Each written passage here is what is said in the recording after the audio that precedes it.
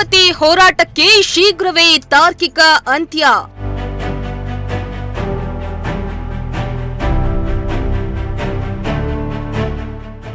July 4ರಂದು ನಡೆಯುವ ಸಭೆಯಲ್ಲಿ ತೀರ್ಮಾನ ಆಗುತ್ತೆ ಎಂದ ವಾಸಣ್ಣ.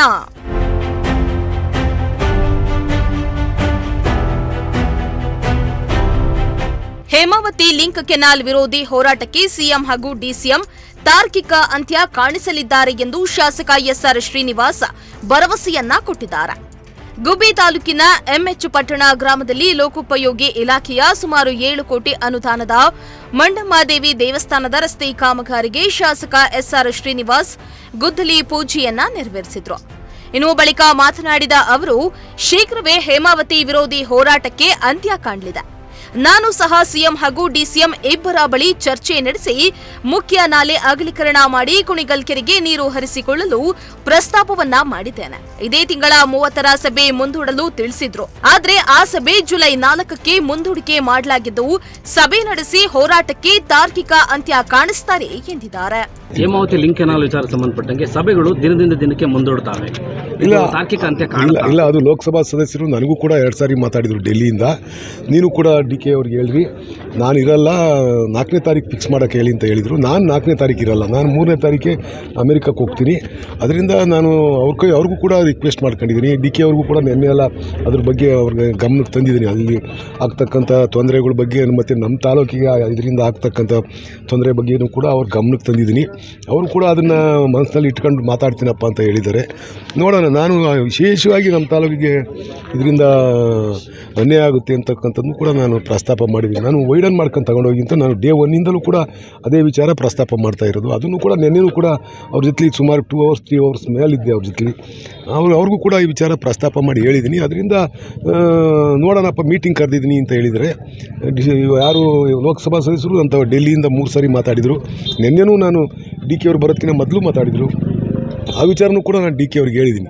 ಎಲ್ಲರೂ ಜನಪ್ರತಿನಿಧಿಗಳು ವಿರೋಧ ಇದ್ದಾರೆ, ಇಲ್ಲಿ ಇದನ್ನು ನೀವು ಕೈ ಬಿಡಬೇಕು ಅಂತ ನಾನು ರಿಕ್ವೆಸ್ಟ್ ಮಾಡಿದ್ದೀನಿ. ನೋಡೋಣ, 4ನೇ ತಾರೀಕು ಕೂತ್ಕೊಂಡು ಮಾತಾಡೋಣ ಅಂತ ಹೇಳಿದ್ದೀನಿ. ನಡೆದಂಥ ಸಭೆಯಲ್ಲಿ ಡಿ.ಕೆ ಶಿವಕುಮಾರ್ ಮುಂಭಾಗದಲ್ಲೇ ಜನಗಳ ಮಧ್ಯದಲ್ಲಿ ಈ ವಿಚಾರ ಪ್ರಸ್ತಾಪ ಮಾಡ್ತೀರಾ ಅಂತೇಳಿ ತುಂಬ ಜನ ನಿರೀಕ್ಷೆ ಇಟ್ಕೊಂಡಿದ್ರು. ಕೆಲವೊಂದು ಕಡೆ ಶಾಸಕರ ವಿಚಾರನ ಪ್ರಸ್ತಾಪನೆ ಮಾಡಿಲ್ಲ ಅಂತ ಹೇಳಿ ಬೇಸರ ಆಗಿದೆ. ಯಾವ ವಿಚಾರ?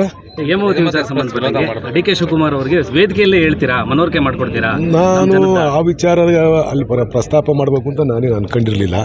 ನಾನು ಅಂದ್ಕೊಂಡಿದ್ದು ಅದು ಬಹುದಿನಗಳ ಹೋರಾಟದ ಫಲವಾಗಿ ಅದನ್ನು ಮಾಡಿರ್ತಕ್ಕಂಥದ್ದು. ಕಳೆದ ಸುಮಾರು 25-30 ವರ್ಷಗಳಿಂದ ಆ ಭಾಗದಲ್ಲಿ ಒಂದು ಹೇಮಾವತಿ ಹೋರಾಟಗಾರರ ಸಂಘ ಕಟ್ಕೊಂಡು ಅವರು 2 ಬಾರಿ ನಮ್ಮಲ್ಲಿ ಗ್ರಾಮ ಪಂಚಾಯತಿ ಚುನಾವಣೆಯನ್ನು ನಾವು 2 ಬಾರಿ ಅನೌನ್ಸ್ ಮಾಡಿದ್ರು. 2 ಬಾರಿ ಕೂಡ ಯಾರು ಅರ್ಜಿ ಹಾಕ್ದಲೇ ಗ್ರಾಮ ಪಂಚಾಯತಿ ಚುನಾವಣೆ ಕೂಡ ಬಹಿಷ್ಕಾರ ಮಾಡಿರ್ತಕ್ಕಂಥದ್ದು. ಸುಮಾರು ಹೋರಾಟ ಇತ್ತಲ್ಲಿ. ಆ ನೀರು ಹೋದ ಸಾರಿ ನಾವು ನಿಮಗೆಲ್ಲ ಗೊತ್ತಿದ್ದಂಗೆ ನಾನು ಡಿ.ಕೆ ಅವರು ಡಿ.ಕೆ ಅವರು ಜಲಸಂಪನ್ಮೂಲ ಸಚಿವರಾಗಿದ್ದರು. ನಾನು ಮಂತ್ರಿ ಆದಂಥ ಸಂದರ್ಭದಲ್ಲಿ 26,55,00,000 ಹಾಕಿ ನಾನು ಆ ಕಾಮಗಾರಿ ಅಪ್ರೂವ್ ಮಾಡಿಸಿದ್ದೆ. ಆವಾಗ ನ್ಯಾಚುರಲಾಗಿ ಹೋಗ್ತಕ್ಕಂಥ ಯೋಜನೆಯನ್ನು ಜಾರಿ ತಂದಿದ್ದು. ಆವಾಗ ಅದು ಸುಮಾರು 48 ಅಡಿ ಆಳದಲ್ಲಿ ನಾವು ಪೈಪ್ ಹಾಕಬೇಕು, 3 ಕಿಲೋಮೀಟ್ರು. ಅದು ಬ್ಲಾಕ್ ಆದರೆ ನಾನು ಅಲ್ಲಿರೋ ಜನಕ್ಕೆ ಮನವರಿಕೆ ಮಾಡಿಕೊಟ್ಟೆ. ನಮ್ಮದೇ ಬ್ಲಾಕ್ ಆಯಿತು. ಈಗ ನಾನು ಬಡ್ಕಂಪಾಳ್ಯ ಕೆರೆಗೆ ನಾನು ಫಸ್ಟ್ ಟೈಮಲ್ಲಿ ಆದಾಗ ಮಾಡಿಸಿದ್ದೆ. ಈಗ ಪೈಪ್ ಲೈನ್ ಬ್ಲಾಕ್ ಆಯಿತಲ್ಲ, ನಮ್ಮದೇ ಚಿಕ್ಕ ಪೈಪೇ ಅದು ಬ್ಲಾಕ್ ಆಗಿರೋದ್ರಿಂದ ನೀವು ಇದನ್ನು 48 ಅಡಿ ಆಳದಲ್ಲಿ ಮಾಡ್ತಕ್ಕಂಥ ಯೋಜನೆ ಇದು ಬ್ಲಾಕ್ ಆದರೂ ತೊಂದರೆ ಆಗುತ್ತೆ ಅಂತ ಹೇಳಿ ಒಪ್ಪಿಸಿ ಅದನ್ನು ಲಿಫ್ಟ್ ಇರಿಗೇಷನ್ ನಮಗೆ ಮಾಡಿಸಿ ಅಂತ ಅವ್ರ ಜನತೆಲ್ಲ ಒಪ್ಕೊಂಡು ಲಿಫ್ಟ್ ಇರಿಗೇಷನ್ ಮಾಡಿರ್ತಕ್ಕಂಥದ್ದು. ನಾನು ಆ ಲಿಫ್ಟ್ ಇರಿಗೇಷನ್ ಓಪನ್ ಮಾಡಲಿಕ್ಕೆ ಮಾತ್ರ ಅಲ್ಲಿ ಕಾನ್ಸಂಟ್ರೇಷನ್ ಮಾಡಿದ್ದು. ನಾನು ಈ ವಿಚಾರ ಎಲ್ಲಿ ಪ್ರಸ್ತಾಪ ಮಾಡಬೇಕು.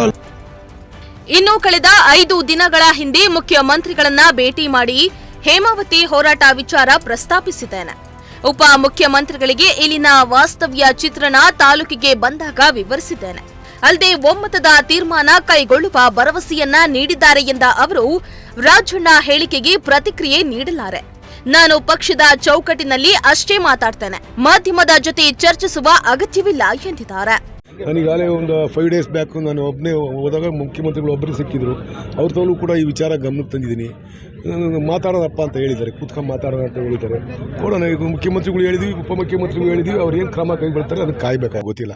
ನೀವು ಮಾತಾಡಬಾರ್ದು ಅಂತೀರಿ. ರಾಜಣ್ಣ ನೋಡಿದ್ರೆ ವಿಭಿನ್ನವಾದ ಹೇಳಿಕೆ ಕೊಡ್ತಾರೆ. ಸೆಪ್ಟೆಂಬರ್ ನಾನು ರಾಜಣ್ಣ ಅಲ್ವಲ್ಲ, ನಾನು ರಾಜಣ್ಣ ಆಗಕ್ಕಾಗತ್ತಾ?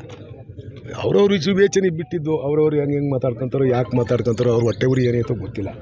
ಅವ್ರು ಮಾತಾಡ್ತಾರೆ. ನಮ್ಮಲ್ಲಿ ಪಕ್ಷದ ಒಂದು ಚೌಕಟ್ಟಿನಲ್ಲಿ ಇದ್ದಂಥ ಸಂದರ್ಭದಲ್ಲಿ ನಮ್ಮ ಅಭಿಪ್ರಾಯಗಳನ್ನ ನಾವು ಎಲ್ಲಿ ವ್ಯಕ್ತಪಡಿಸಬೇಕು ಅಲ್ಲಿ. ಇನ್ನು ಬಿಕ್ಕೆಗುಡ್ಡ ಕುಡಿಯುವ ನೀರಿನ ಯೋಜನೆ 80% ಕೆಲಸ ನಡೆದಿದ್ದು ಭೂಮಿ ವಶಕ್ಕೆ ಹಾಗೂ ಪರಿಹಾರ ಒದಗಿಸುವಲ್ಲಿ ಕೆಲ ಸಮಸ್ಯೆ ಕಂಡು ಎಲ್ಲವೂ ಬಗೆಹರಿದಿದೆ.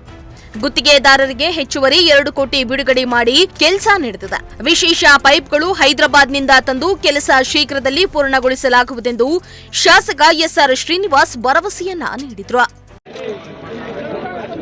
ಮುಟ್ಟಳ್ಳಿಪಟ್ಟಣ ಗೇಟ್ BH ರೋಡಿಂದ ಮಣ್ಣಮ್ಮನ ದೇವಸ್ಥಾನದವರೆಗೂ ನಾವು ವೈಡನ್ ಮಾಡಿ ಆ ಕಡೆ 1 ಮೀಟ್ರು ಈ ಕಡೆ 1 ಮೀಟ್ರು ವೈಡನ್ ಮಾಡಿ ರಸ್ತೆ ಈಗ ಇನ್ನು ಟ್ರಾಫಿಕ್ ಜಾಸ್ತಿ ಈಗ ಇರೋದು. ಪ್ರತಿನಿತ್ಯ ತಿರುಗಾಡೋಕ್ಕೆ ರೋಡ್ ಚೆನ್ನಾಗಿದೆ ಈಗಲೂ, ಆದರೆ ರೋಡು ಅಗಲ ಕಡಿಮೆ ಇತ್ತು. ಅದನ್ನು ಅಗಲ ಮಾಡಿ ಆ ಕಡೆ 1 ಮೀಟ್ರು ಈ ಕಡೆ 1 ಮೀಟ್ರು ಗೇಟಿಂದ ಅಪ್ ಟು ಮಣ್ಣಮ್ಮನ ದೇವಸ್ಥಾನದವರೆಗೂ ವೈಡನ್ ಮಾಡಲಿಕ್ಕೆ ಈಗ 10 ಕೋಟಿ ರೂಪಾಯಿ ಹಾಕಿದ್ದೀವಿ. ಇನ್ನು ಮುಂದಕ್ಕೂ ಕೂಡ ಪ್ರಪೋಸಲ್ ಕಳಿಸಿದ್ದೀವಿ. ನಾವು up to TCB road Tumakuru Bukkapatna ರೋಡುವರೆಗೂ ಕಂಪ್ಲೀಟ್ ಮಾಡ್ತಕ್ಕಂಥದ್ದನ್ನ ಮಾಡ್ತೀವಿ. ಅದು ಫಸ್ಟ್ ಫೇಸಲ್ಲಿ ಇದು ಮಣ್ಣಮ್ಮ ದೇವಸ್ಥಾನ ತನಕ ಹಾಕಿದ್ದೀವಿ. ಅದ್ರ ಮುಂದಕ್ಕೆ ನೆಕ್ಸ್ಟ್ ಫೇಸಲ್ಲಿ ಅದಕ್ಕೂ ಕೂಡ ಹಣ ಹಾಕಿದ್ದೀವಿ. ಇದು ಅತಿ ಅಗತ್ಯವಾಗಿ ಮಾಡಬೇಕಾಯಿತು, ಅದಕ್ಕೆ ಇದಕ್ಕೆ ಹಾಕಿ ಮಾಡ್ತಾಯಿದ್ದೀವಿ. ಇನ್ನು ಗ್ರಾಮದಲ್ಲಿ ಗುದ್ದಲಿ ಪೂಜೆ ನೆರವೇರಿಸಲು ಬಂದ ಶಾಸಕ ಎಸ್ಆರ್ ಶ್ರೀನಿವಾಸ್ಗೆ ಪಟಾಕಿ ಸಿಡಿಸಿ ಹೂವಿನ ಹಾರ ಹಾಕಿ ಅದ್ದೂರಿ ಸ್ವಾಗತವನ್ನ ಕೋರಿದ್ರು. ಈ ವೇಳೆ ಬಗರ್ ಹುಕುಂ ಸಮಿತಿ ಸದಸ್ಯ ನರಸಿಂಹಯ್ಯ, ಗ್ರಾಮ ಪಂಚಾಯಿತಿ ಅಧ್ಯಕ್ಷ ಯೋಗೇಶ್, ಉಪಾಧ್ಯಕ್ಷೆ ಭಾಗ್ಯಮ್ಮ, ಸದಸ್ಯರಾದ ನಾಗೇಶ್, ರಾಮಕ್ಕ, ಬೋರಯ್ಯ, ಹನುಮಕ್ಕ ಸೇರಿ ಹಲವಾರು ಮಂದಿ ಭಾಗಿಯಾಗಿದ್ರು.